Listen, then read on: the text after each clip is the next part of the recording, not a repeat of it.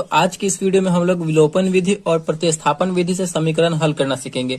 यानी आपको जो है विलोपन विधि को बनाने के लिए एक अलग वीडियो नहीं देखना पड़ेगा और प्रतिस्थापन विधि से समीकरण को बनाने के लिए कोई एक अलग वीडियो देखने की जरूरत नहीं है। आप सिर्फ इसी एक वीडियो में विलोपन विधि और प्रतिस्थापन विधि से समीकरण को हल करना सीख जाएंगे। बहुत ही इंपॉर्टेंट है विलोपन विधि और प्रतिस्थापन विधि, क्योंकि आपकी 10th क्लास के एग्जाम में 100% चांस रहता है कि विलोपन विधि और प्रतिस्थापन विधि से क्वेश्चन पूछा जाता है और वो क्वेश्चन 5 नंबर का होता है। ठीक, और दोनों को बनाने के बाद लास्ट में हम ये भी जानेंगे कि विलोपन विधि और प्रतिस्थापन विधि दोनों में क्या डिफरेंस है, क्या अंतर है। ठीक, तो चलिए सबसे पहले हम इस समीकरण को जो दिया हुआ है, इस समीकरण को हम विलोपन विधि से सॉल्व करते हैं। तो ये हमारा पहला समीकरण क्या है, 3x + 4y = 10, यानी हमारा ये पहला समीकरण हो गया। और ये दूसरा समीकरण है 2x - 2y = 2, यानी हमारा ये दूसरा समीकरण हो गया। और इस समीकरण को जो है हम किस विधि से बनाएंगे, तो विलोपन विधि से बनाएंगे। तो चलिए समझते हैं कि विलोपन विधि में हमें क्या करना होता है। देखिए, विलोपन विधि में जो है आपको कोई एक पद यानी एक टर्म जो है कैंसिल करना होता है। जैसे कि यहाँ पे दो वेरिएबल दिया गया, एक x वाला है और एक y वाला है, दो वेरिएबल है। तो किसी एक वेरिएबल को आपको यहाँ से लुप्त करना रहता है। विलोपन का मतलब क्या है, विलोपन कर देना यानी छुपा देना। तो हमें यहाँ से कैंसिल करना रहता है किसी एक वेरिएबल को, या आप x को कीजिए या फिर y को कीजिए। ठीक, कैंसिल आउट करना होता है। तो हम कैसे करेंगे, यहाँ पे 3x है, नीचे में 2x है, इसमें y वाले में 4y है और नीचे में 2y है। तो हमें कैंसिल आउट करने के लिए एक मतलब समीकरण जो वेरिएबल है वो सेम होना चाहिए। यानी यहाँ पे 3x है तो यहाँ भी 3x होना चाहिए कैंसिल करने के लिए। अगर इसमें 4y है, इसको कैंसिल करना y वाले को, तो यहाँ 4y है ना, तो यहाँ भी हमें 4y करना होगा। मतलब इस टाइप से हमें करना है।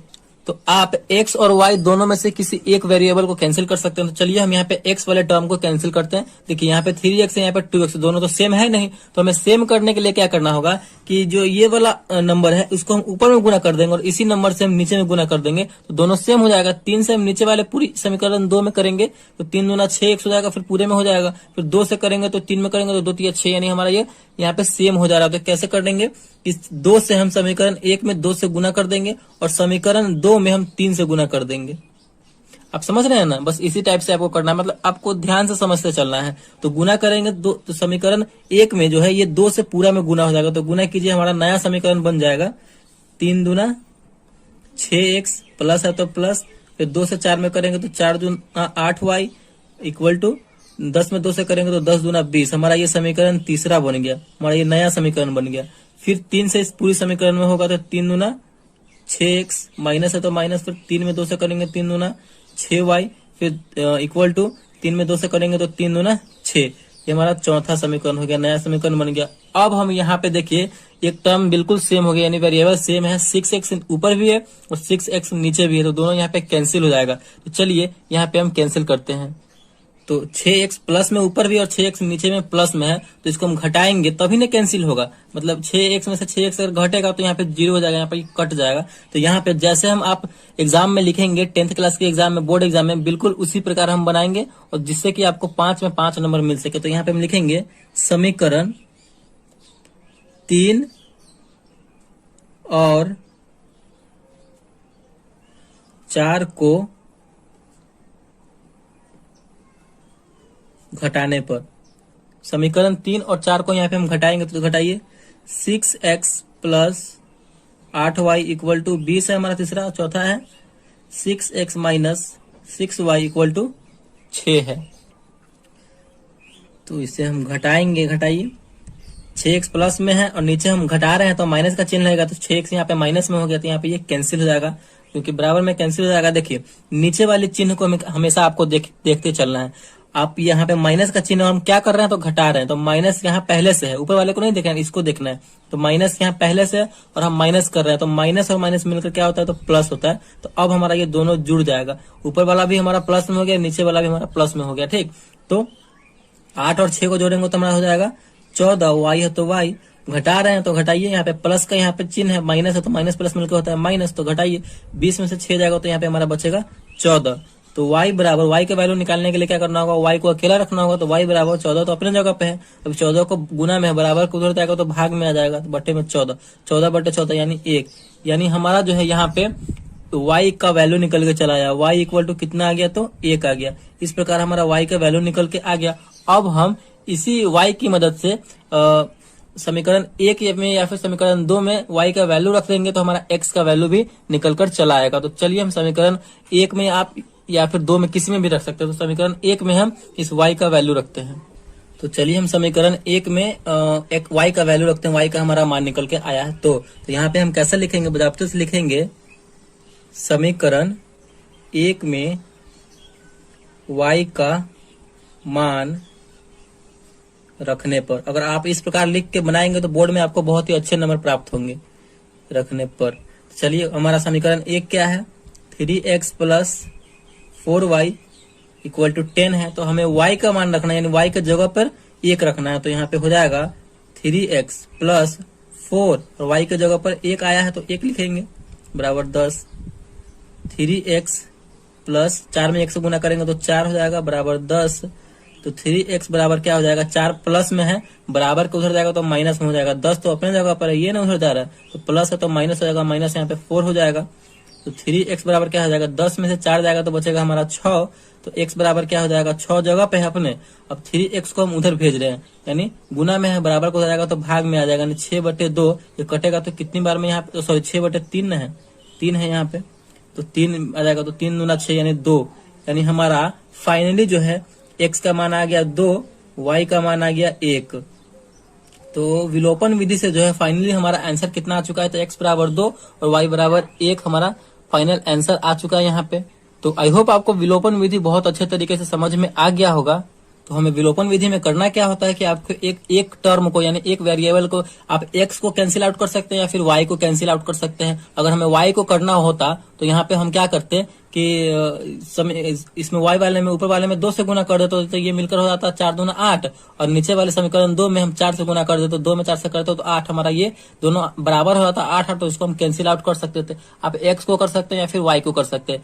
तो यही करना होता है हमें विलोपन विधि, यानी एक को विलुप्त करना होता है, छुपाना होता है। इसका नाम एलिमिनेशन मेथड है या फिर लुप्तीकरण विधि भी है। तो आई होप आपको विलोपन विधि से समीकरण को सॉल्व करना आ गया होगा। चलिए अब हम समझते हैं यहाँ पे प्रतिस्थापन विधि से समीकरण को हल करना। तो इसी क्वेश्चन को जो है हम प्रतिस्थापन विधि से सॉल्व करेंगे।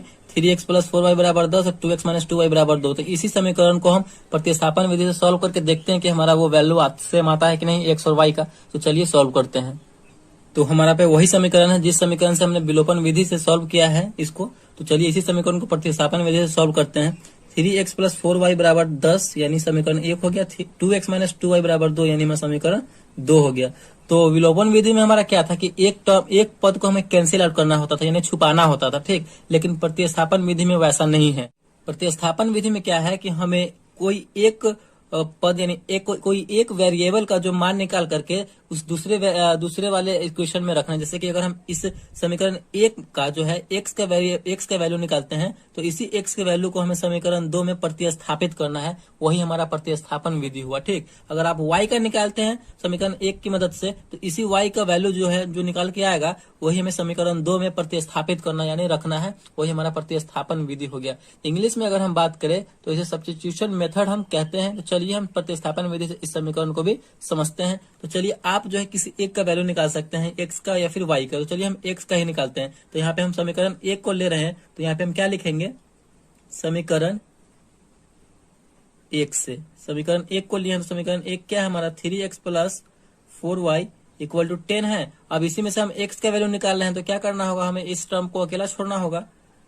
तो 3x बराबर क्या हो जाएगा, हम 4y को उधर भेज रहे हैं तो 10 तो अपने जगह पे है, हम उसको भेज रहे हैं उधर, तो ये प्लस में है, उधर जाएगा तो माइनस में हो जाएगा 10 माइनस 4y।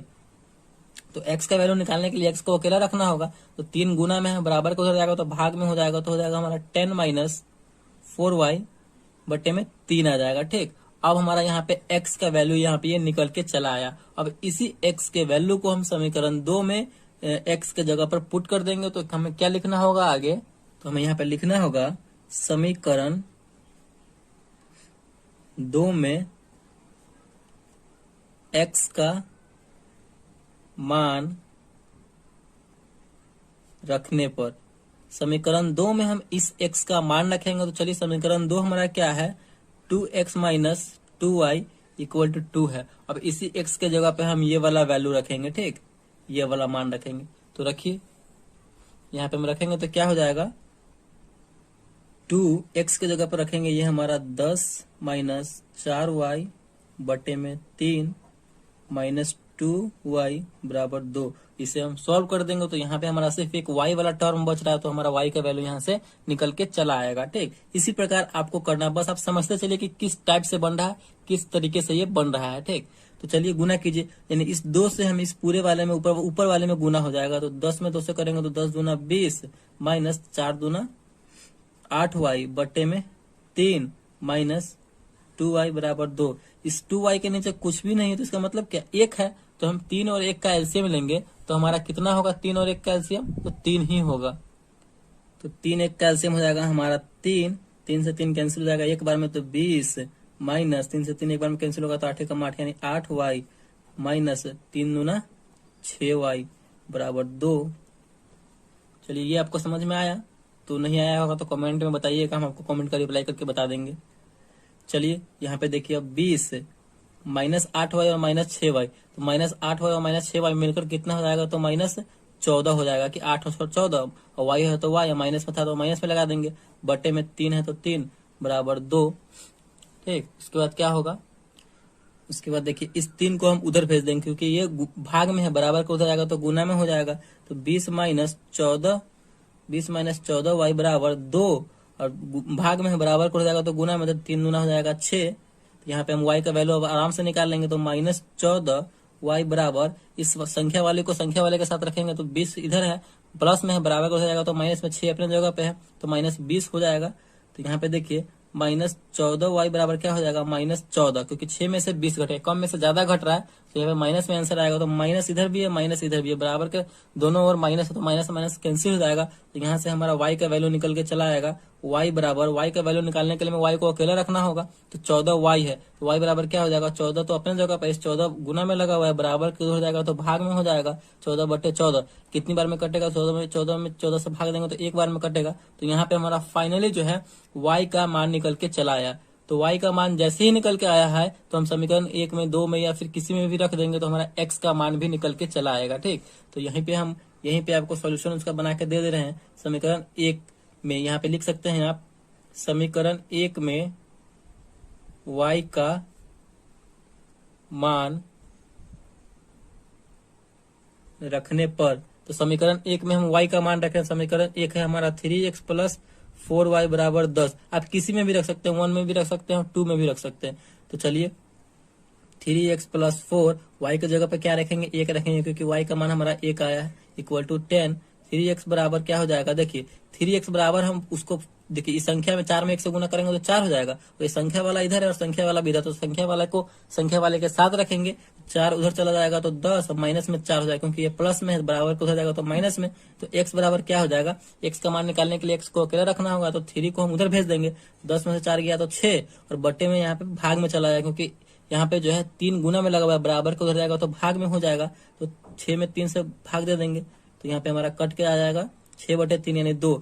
फाइनली जो है हमारा x बराबर हो जाएगा 2 और y बराबर हो जाएगा 1, यानी हमारा यहाँ पे प्रतिस्थापन विधि से भी हमारा वही वैल्यू आया, x बराबर 2 और y बराबर 1, और विलोपन विधि से भी हमारा वही मान आया था, x बराबर 2 और y बराबर 1। तो इसी तरीके से हम विलोपन विधि और प्रतिस्थापन विधि को सॉल्व करते हैं। अब समझते हैं कि विलोपन विधि और प्रतिस्थापन विधि में अंतर क्या है।